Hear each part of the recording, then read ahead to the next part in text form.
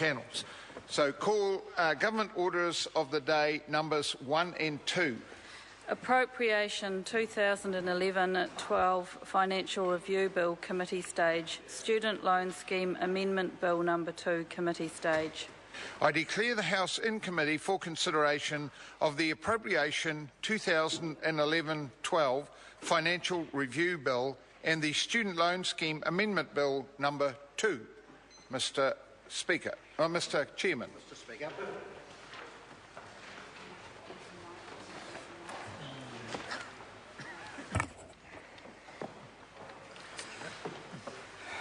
Members, the House and Committee on the Appropriation 2011-12 Financial Review Bill. The Financial Review debate is the committee stage of the Appropriation Financial Review Bill. The time allocated for this debate is 4 hours and comprises 2 distinct elements. The first is the debate on the annual financial statements of the government as reported on by the Finance and Expenditure Committee. Once this is concluded, the committee debates individual financial reviews of departments, offices of Parliament and non-departmental appropriations as reported on by the select committees.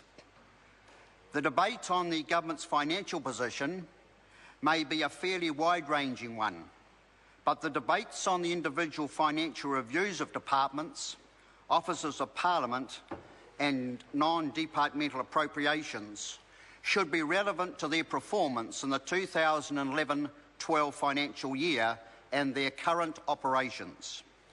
The compendium of financial reviews and non-departmental appropriations are available for debate on the table. A member, other than the responsible minister, may have no more than 2 calls on each financial review. At the conclusion of the debate, a single question is put on the provisions of the bill. There is no amendment or debate on this question. The chairperson then reports the bill to the House and is set down for third reading forthwith. There is no debate on the third reading. Will members please turn to the report of the Finance and Expenditure Committee on the annual financial statements of the government. The question is that the report of the Finance and Expenditure Committee on the annual financial statements of the government for the year ended 30th of June 2012 be noted. I note that this report also relates to the Finance and Expenditure Committee's financial review of the Treasury, and so the performance in the 2011-12 financial year and current operations of the Treasury may also be debated. I seek a call. The Honourable David Parker. Thank you, Mr. Chairman. The Finance and Expenditure Committee's report details that under this year, net current revenues increased substantially as compared to $4 million, 20.3% of GDP, to $50.7 billion, 24.8%, showing that our government is still rising sharply as we go into the probably coming up 5th year of this national government.